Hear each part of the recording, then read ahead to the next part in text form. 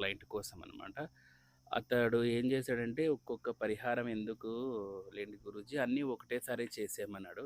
దాంతో లఘు దశమహావిద్య హవన్ అనేది చేస్తున్నాను. అంటే అన్ని ఆల్ దశమహావిద్ ప్రతి ఒక్క దశమహావిద్యలో వచ్చే అన్ని దేవతలకు కలిపి ఒక హోమ హవన్ అనేది చేస్తున్నాననమాట.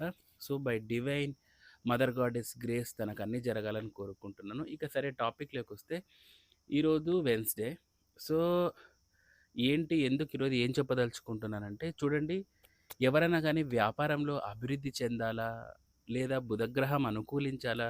ఆల్రెడీ బుధుడు జాతక చక్రంలో ఉచ్చ స్థితిలో ఉన్నా, బుధుడు నీచ స్థితిలో ఉన్నా, బుధుడి ద్వారా మీరు కంప్లీట్‌గా బెనిఫిట్స్ పొందాలనుకున్నా కూడా బుధవారం రోజు దయచేసి నాన్ వెజిటేరియన్ మానేయండి.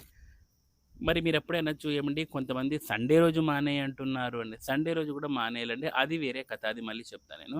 సో, బుధవారం మటుకు ఎవరన్నా కానీ డబ్బులు చాలా ఎక్కువ సంపాదించాలనుకున్నా,